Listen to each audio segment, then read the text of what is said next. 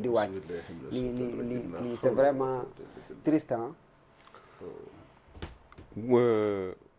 waaw c'est vraiment triste. C'est le mot n'est pas de trop. daal ma tooñ ko mu accéléré nga départ kan mooy premier ministre amul tur xanaa. c'est Ousmane Sonko. voilà da ngay Ousmane Sonko mu la. Vraiment le mot n'est pas de trop.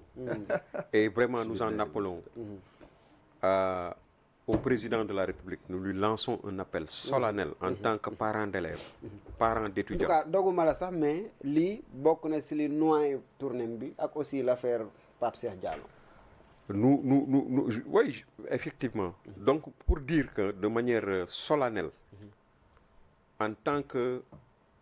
père d'étudiants, Oui. hein, parents d'étudiants, nous lançons un appel au président de la République, au chef de l'État. Mi nga xam ne moom la Sénégalais yi fal pour mu jiite réew mi. Oui. Njaboot gi yëpp nekk ci ay responsabilités am. Tey spectacle bu hideux bi nga xam ne moom la ñuy gis ci université Dakar su fekkoon dellu nañu ba 2023 ñu wax étudiants sénégalais yi ni leen président de la République Bassirou Diomaye Faye ak régime am avec son premier ministre Ousmane Sonko suñu jëlee nguur gi ñoom danañu dund situation yu mel nii kenn du ci ñoom du ko gëm. Il faut dire que ces jeunes, les jeunes d'une manière générale, les étudiants en particulier, ont constitué de 2021 à 2024 la force physique principale ou les forces physiques principales de Pastef pour mu mën a accéder au pouvoir. Ba mu mettee ba metti ñoom ñoo nekkoon ci mbedd mi. ñoom ñoo nekkoon di risquer seen àddina seen dund seen bakkan sax di ko risquer pour que Pastef accéder au pouvoir ñu tere leen ñun ba tey mu të mais on les comprend parce que la nga xam ne moom moo nekkoon appât bi nga xam ne moom lañ leen tàllalal nit ku amul expérience ku nekk buñ la tàllalee appât bu mel noonu mën nga ci daanu am na sax ñu am expérience ñu ci daanu waxantuma la ak ay ndaw parce que boo leen présenté àddina comme yow ni yow boo ñëwee jël nguur gi li nga fi indi da nga leen di yóbbu ci Eldorado le mot n'est pas de trop parce que Eldorado moom ci boppam moo taxaw wax ni ñun de buñ fi nekkee jël nguur gi Pastef maanaam immigration bi à rebours lay doon au lieu que mu am ay sénégalais yuy génn réew mi di dem bitim réew tubaab yi ci seen bopp ñooy jóge ca tubaab ca seen dëkku géej yooyu di ñëw di dëkk ci Sénégal ndax neexaayu Sénégal Ousmane Sonko ko wax Ousmane Sonko moo taxaw wax leen ne leen maanaam ñii nga xam ne ñoom ñoo fi nekk situation yi ñu leen teg ci wàllu bourse ak yu nangam ak nangam jaarul yoon te même bu amee retardu bourse sax paiement sax su daan am mu génn taxaw jël commencé di ci wax ay wax yoo xam ni day attiser étudiants yi wan leen ne leen ñoom bu ñu fi ñëwee situation boobu day changer tey mu fekk benn ay ndaw yoo xam ne dañu nekk ci benn cadre boo xam ni ñi xam ne ñoo jiitu woon ci université ku mel ni Papa Latir mi tey boo ko laalee mën na ci témoigner Université Dakar ak pavillon A na mu meloon ak yeneen pavillon yi na ñu meloon ak situation Université Dakar na mu meloon ku ko gis avant 2012 nga gis que nga génn réew mi 2012 dellu siwaat ci réew mi en 2024 nga xool Université Dakar melokaanam nga xam ni tey dafa mel ne hôtel 5 étoiles ci taaru ak yeneen université yëpp ci taaru ci defaru ci toutes les conditions de vie toutes les conditions ont été améliorées les conditions d'études avec des amphithéâtres yoo xam ni sa waay yu mucc ayib justement c'est vrai que sur le plan social dans les campus sociaux boo xoolee campus sociaux yi tu te rends compte que c'est des palais dem ba di jël ay bancs yi nga xam ne moom la ñuy féexloo nga xam ne ay fleurs ko wër ak yu demee noonu lu mësul am environnement bi sax dañ ko tàggat di ci def ay connexion internet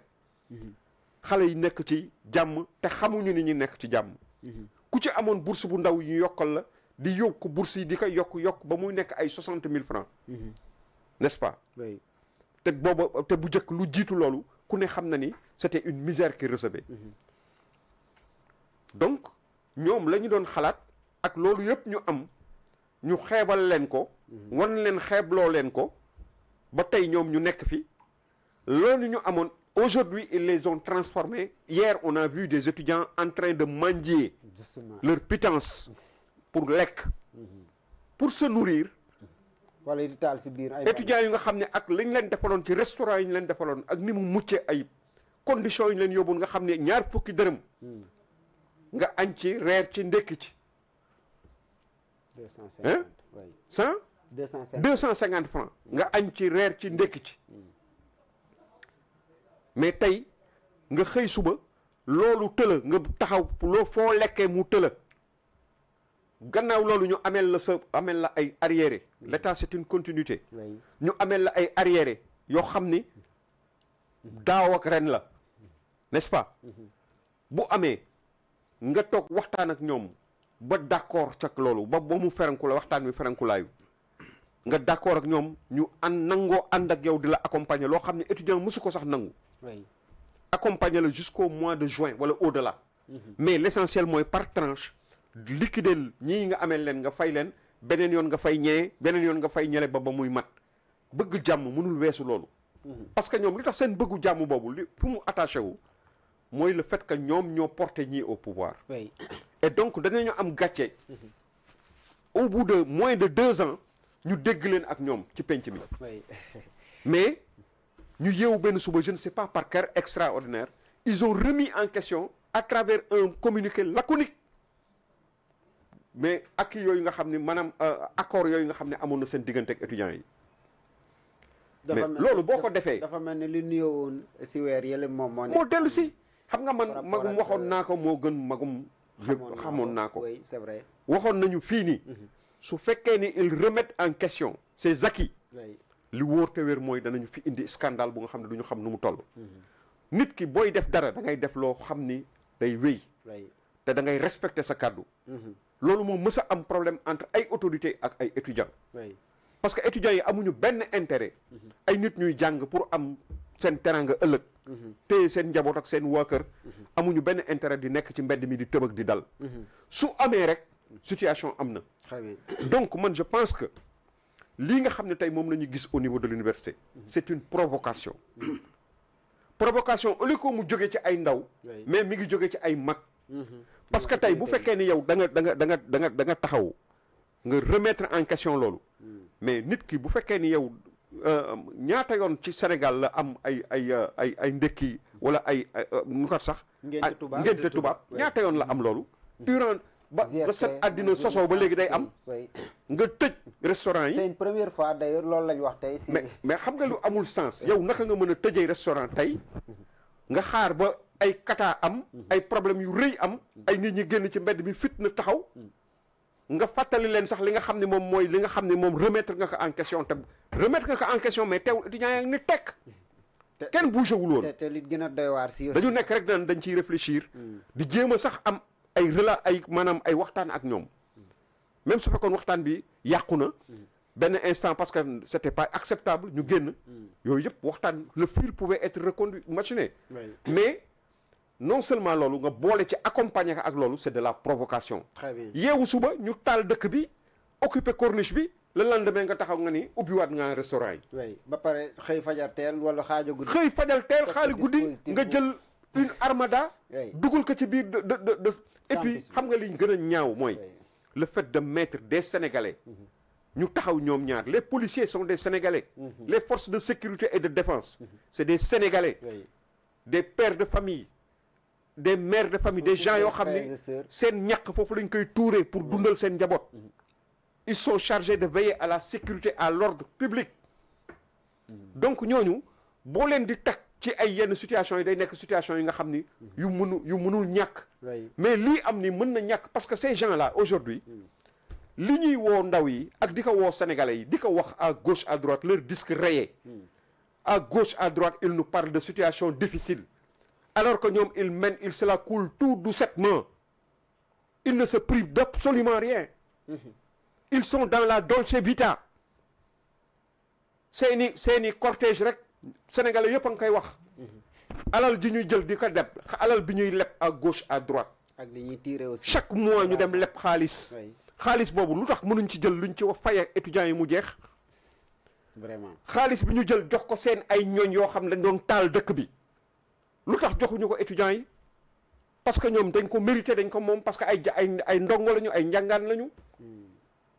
Hein? Mais véritablement, trop, c'est trop. Il faut que le président de la République siffle la fin de cette récréation. Le CODEPS interpellé le président de la République. Mais oui. Aussi le premier ministre muy communiqué bi nga xamné le premier ministre qui nga xamné il est dans cette situation, il est dans une li muy def ni. Mais il met du feu, de l'huile sur le feu. Yow ya nga nek Guinguinéo di def sa tournée politique. Ñun Sénégal mom war na tal tournée politique. Mom, est-ce que warna tal tournée politique? Le pays est à terre. Économiquement, les gens sont fatigués. Tous les Sénégalais sont dans le désarroi. Et ils se payent, ils se tapent une tournée politique. Pour parler aux Sénégalais, pour l'amoudon wax, il y a depuis 2013, les promesses qu'il faisait aux Sénégalais, qu'il n'a amouti ben de tenir, et il continue encore à promettre aux Sénégalais. Mais il faut arrêter d'insulter l'intelligence des Sénégalais. Hein? Son disque là est rayé. Aujourd'hui, ceux qui étaient là, ils ne sont plus là. Il a dit que nous sommes le pouvoir est entre ses mains. Il n'a qu'à passer aux actes pour montrer aux Sénégalais que il a des solutions par rapport aux problèmes des Sénégalais. S'il n'est pas capable de le faire, il n'a qu'à démissionner. Bon Dieu de bon sang. Mais continuer nek fi bes bu nek bo démé école police nan len dëkk bi ni mu meloon ak nangam on en a cure. On en a assez. Il faut que ces gens-là passent aux actes. Fexe ba la nga xamni mom lañu digoon Sénégalais yi, li ñu warlo won ak Sénégalais yi, digé ko ak ñom, ñu respecter ko. On ne peut pas attendre 2000 nangam ou 2000 nangam. On veut des solutions immédiatement. Ou bien il démissionne. Le président choisit un autre Sénégalais plus compétent que lui. Il y en a des Sénégalais qui peuvent régler cette situation en tant que Premier ministre du Sénégal. Hein? Mais tu ne peux pas, tu as l'impression que il ne peut faire que des promesses. Quelqu'un qui ne peut faire